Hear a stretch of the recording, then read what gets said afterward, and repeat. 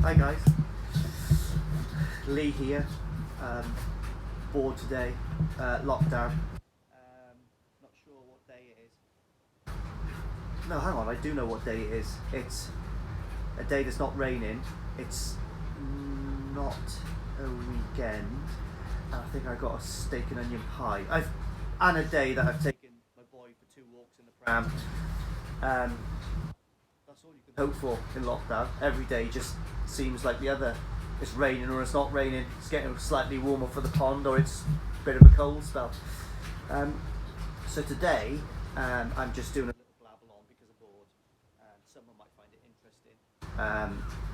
So the video is to follow. This is just a little intro, which I've done after the video, just because I thought the video was really boring. So I thought I'd tell some jokes.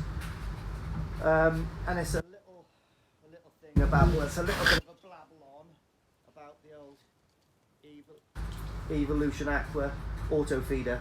Do you like it or don't you like it? I like it. There's just certain things that I don't like about it, but this is going to be a giveaway, guys.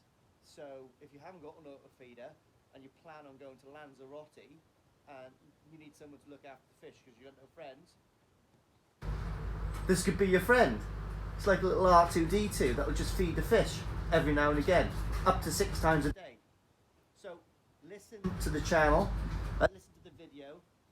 As soon as someone tells me which is a better auto feeder for me to purchase for my pond and my needs, this will be a giveaway to one of my subscribers, which I have 94, by the way, at the moment. So I'm hoping at some point very soon to be a centurion. And when I have, I've made it. I may retire. May collapse the pond in. That's all I ever wanted. The pond build was just for 100 followers. This is going to get collapsed. I'm only joking. But yeah, so I hope you enjoy the video, guys. Stay safe. The corona's still everywhere. Wash your hands. 20 seconds. And yeah, that's it. Oh, little joke. Why don't Chinese people pee by the river? Because they're scared of the Peking ducks. I swear in your mother's life, I made that up. You haven't heard that anywhere else, because I've made it up. Whatever. What are you after? What are you after? Right, I have a problem with my koi pond. And it literally is, oh my god, my dog loves sake curry. I don't know if the sake koi farm is thinking about expanding business-wise, but they could definitely make dog food. Yeah, and I just wanted to do a little bit of a, I don't know, I guess a little bit of a product review. So this is the koi food I'm feeding at the moment. This is it's floating sakakari. I've actually got floating quality Nishinagoi food as well from Tim, which is really good. And the lighter stuff actually is Cell from carp fishing. I don't know if you know that brand, Cell. But yeah, it's sort of it's just basically a sinking pellet that I use for ground bait, and my koi absolutely love it. It smells a bit vanilla-y. I don't know how good it is for them. It certainly can't be bad for them, because these ground baits wouldn't be made otherwise, you know. But I don't put a lot in there anyway. You know, some of the bigger fish in there, not that I've got monsters, but some of the bigger fish in there do like sinking food. So anyway, the main problem I've got with this, you are outrageous. So the main problem I've got with this is, oh look, hey, get out of there, boo, look, have that.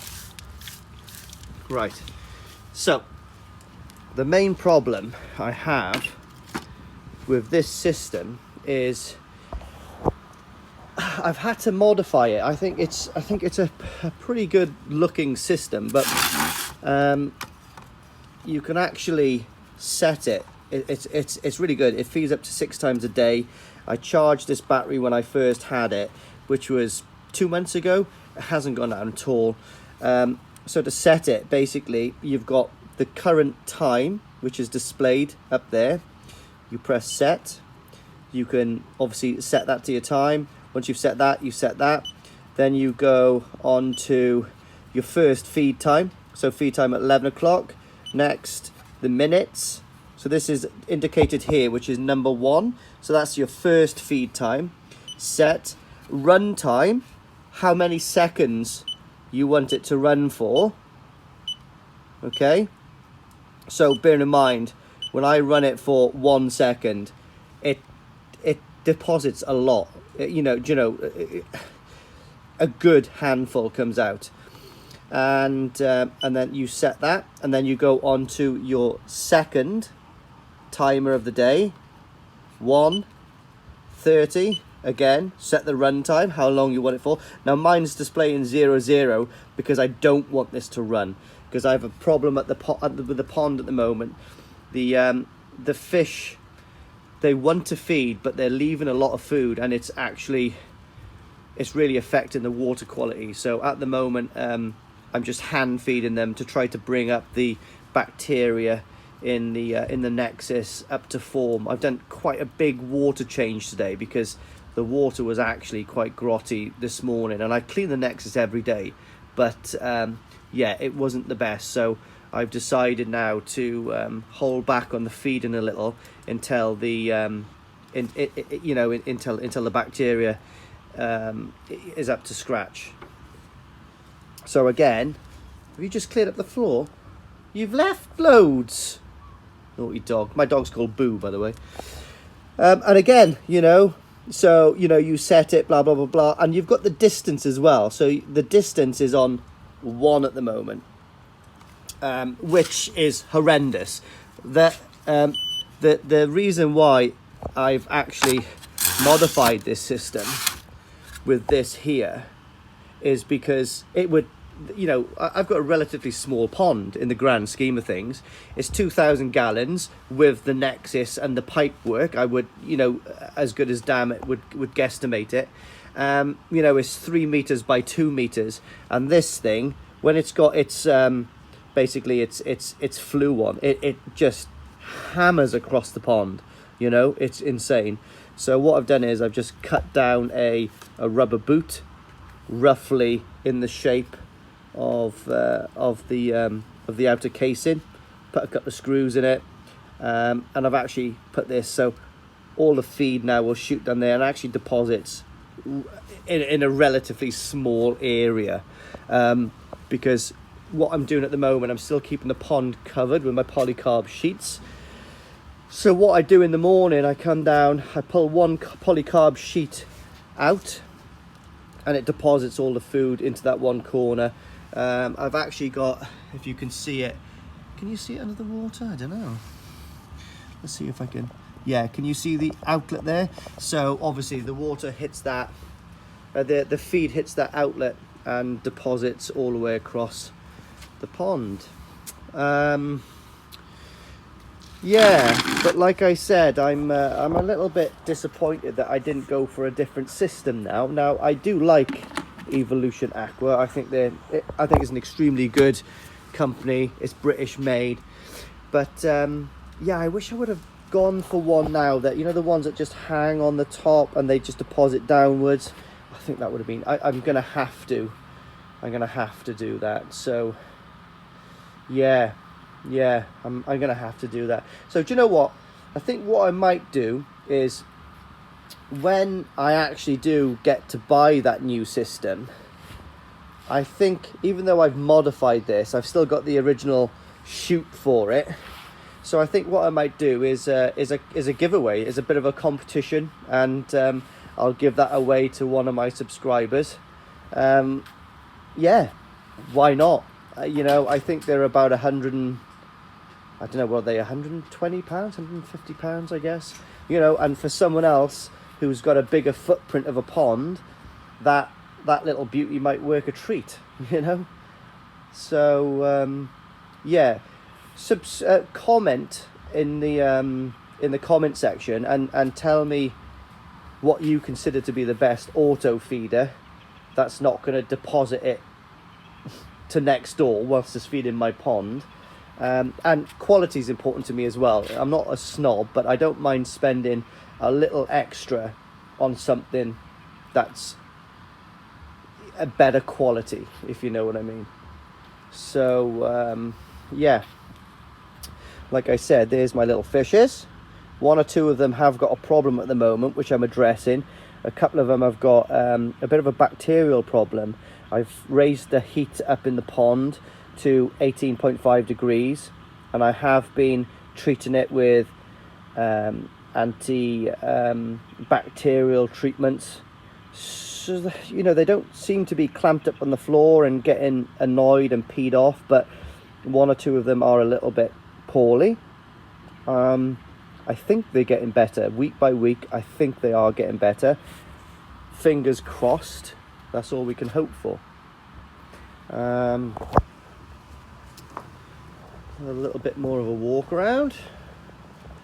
So my heat pump is currently working overtime. Oh, we're back up to 18.2.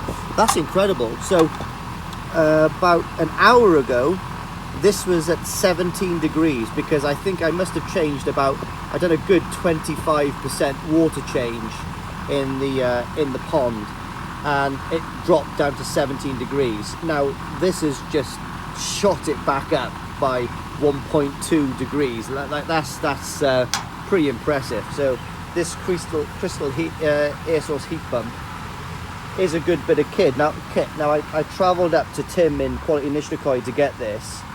I did have a problem with it, I'm not going to lie, but the support team did get me through it. They did. We did in the end find out what was wrong with it, and what I might do is I think I might do a review on it, to be honest. So I think my next day off, just in case anybody else has got thinking about buying a crystal air source heat pump, it's a great unit, but I'm going to tell you my experience on it on my next YouTube upload. Don't look at this. This at the moment, I've just painted it, but I've got to render it to make it look really nice. And also what I've done here is, because actually I got the wrong dimension, so I core drilled a hole there and I drilled a hole here, but this hole didn't correspond with this unit, so I don't know how I got that wrong, but measure twice, core drill once. It looks a bit gash, so what I'm going to do is I'm actually going to carve out about 20 mil of this, and I'm going to backfill it with render so it'll actually match this wall, because now everything's up and running. It's working good, so I don't think that's going to be coming back out for a long time. And yeah, there's the old compressor going. Yeah, I don't know what else I can tell you. My bonsai's looking a little bit sorry for itself, but there is new shoots coming, so I'm pretty sure it's not dead. Another thing, guys, I don't know if anybody's an expert at Japanese aces. I'm not sure if this is going to come back or not. We'll see. To be honest, it's green here, so I think maybe it might well come back to life. Let's have a look in the pump house. Just turn the light on. So I've cleaned my Nexus out today. As you can see, it's nice and clear. And what I've done, actually, I purged this earlier on as well, because there was so much crap in here and so much crap in there in the skimmer bay. I was really worried that the actual bottom drain, you know, the 4-inch pipe in the bottom drain was going to be gross. So I purged it, and how I purge my system is I take this rubber boot off, so this 4-inch is exposed, and obviously I close this, expose this, boom, open it again, and I just leave the whole filter house flood through. But it comes out at such a velocity, do you know what I mean? That anything in that bottom pipe, from the drain, bottom drain, to the end of that that rubber boot is just cleaned in a one. All the crap comes out. It's really good actually. When I made this filter house, I didn't know anything about purging bottom drains, so that is just, you know, it was just lucky. It was a happy mistake. So this is the food I'm feeding at the moment, guys. It is a mixture between growth, and I've got Sakikari conditioning as well. So I mix it all together, and I picked up this from the Koi water barn the other day. It went like hotcakes. I would have got another 4 or 5 of these, but there was just stickers on all of them. Sold, sold, sold. This was the only one I could steal off Keith. Not physically steal off Keith, but yeah, it went like hotcakes. Yeah, that's about it. Oh, look at those bad boys. Where's that from? Oh, it's from the... Ah, this one is from the Isa Koi farm. And we got one from Casey Koi farm.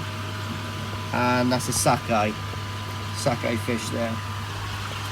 I should get all of them put in here actually, because it's really interesting. I might photograph them myself this year and see what sizes I can achieve. So because the fish have got a bit of a problem, what I have also done was salted the pond. So if I put that into there the right way around, you can see I've got 2.7% salt in this pond at the moment. This morning it was on 3.1, but obviously since the water exchange, well, water change, it's come down a little. So my pond, I've worked out that when I want to treat the fish to a little bit of a salting, what I do is I actually I put 25 kilos of salt in this pond. And mate, sorry about my hat. This is actually my missus's sparkly hat. Makes me look a bit fruity, but I like it. So yeah, I put 25 kilos of salt in this pond, which will bring it up to about 3.2. And how I do it is I don't put it in a bucket of water to you know, to dissolve it. All I do is in the nexus, I put it in the central drum area, which then feeds in to the biological system, and by the time it gets to this pond, you know, it comes out in the corner down here pretty much dissolved. You know, I can put it in, and the first 10-15 minutes, the first quarter of an hour maybe, it goes up to about 1%, and then after half an hour it goes up to about 2%, and it takes about 2.5-3 hours for all the salt to dissolve in the nexus, and it goes up to about 3.2%, which I think is pretty safe for the koi, and it's enough for that osmosis. Whatever. I think it's called that anyway. But it helps them recover. If anybody wants a specific topic, I'm no expert, trust me. I learn along the way, listening to other experts. I might be one step on the ladder ahead of someone else which is interested in joining the hobby. So anybody interested in any aspects of my pond, how I built it, if you'd like some advice on products, I am a little bit gutted that I have picked certain products for my pond. I wish I had possibly now gone for a drum, I'm not slagging the Nexus off whatsoever. But now I know more about how things work and the system of the ammonia to nitrates to nitrites, and how the Nexus works, made this a great product for the price. You know, £1,000 for a Nexus, a couple of another, well, about 1,500 quid, I reckon, for, you know, like for the air pump and the water pump to run it and all. I think it's a great product. Really is good. The only thing that I didn't understand and didn't know at the time was that when you pull all the muck in from the bottom drain and it goes through its mechanical filtration system in the inner drum in the Nexus, let's say you clean the Nexus. I clean the Nexus now, okay? Within an hour, within 2 hours, within 12 hours, it's collected all the fish poo, all the byproducts, all the uneaten food, and all the fresh water, and all the water's got to pass through all that crud and scum, which is obviously the source of ammonia, to actually go through into the biological section of the filter system, and then obviously comes back into the pond. With a drum will catch it on the outsides of a drum. Actually, no, I'm talking rubbish, because the drum will catch the crap, and the crap will still have to touch that. The water will still have to touch that crap to pass through the drum. But I think the drum just gets cleaned a lot more. You know, you can set the drum to clean every 30 minutes, every 60 minutes, every 3 hours. So I suppose every time the cycle cleans, it's cleaning the whole drum, and then that water is not passing through that dirt anymore. With the Nexus, obviously, if people don't clean it some people clean it once every week. That's mad. I suppose if you're not feeding the fish, that'll be okay, but like, I don't know. Crazy. But anyway, I think I might well upgrade to a Nawaza at some point soon, and I am going to put a stainless steel backy shower on here very soon. I'm going to take this blade out, backy shower, goes through the skimmer, plop in with the jellyfish, out of the backy shower. Way more filtration, and yeah, way more filtration. So that's the plan. That's my next buy, is going to be a backy shower, stainless steel badger, and I'll look forward to doing a video on that. I've got some ideas. So it's going to be a stainless steel shower. The one thing I don't like about the stainless steel showers is, you know, you spend all the money on the stainless steel shower. They're not cheap. They're like 750 quid, 800 quid. No, I think they're 800. I think they're 900 pound with the wear on the bottom. And then you've got to buy the media for the inside. But the thing is, you know, you're spending all that money, and then it looks nice. In my opinion, they look cool. That's one of the reasons I like Harley Davidson motorbikes, because they look. You could see the engineering, and I actually like seeing how things work, and I think it's a thing of beauty. So when you put the backy shower there, the only thing I don't like is it's got the grey PVC pipe which comes up the side and filters in and deposits the water on the top. So what I'm going to do is I'm going to exchange that pipe with a stainless steel pipe. So try to make it aesthetically as pleasing as possible. And I think it's easy enough to do. Once the stainless steel tubes come in, possibly a black boot on the top, which will look fine. And then on the inside, then I'll split it into two, and then we can go for the grey pressurized PVC pipe again. That's not a problem. But I think for the price of the product, putting a grey PVC pipe there is a bit sacrilege. Anyway, I hope you like this little video. I was bored this afternoon. Maybe someone would find this boring. I am quite boring. Possibly someday I'll tell you some of my war stories. Now they ain't boring. So if you haven't already, subscribe, like my channel, give me a thumbs down if you want. Something's better than nothing. And yeah, I've nearly got 100 subscribers. There must be some bored people out there. But yeah, thanks guys, it's really good. Anyway, thank your mother for the wetsuits.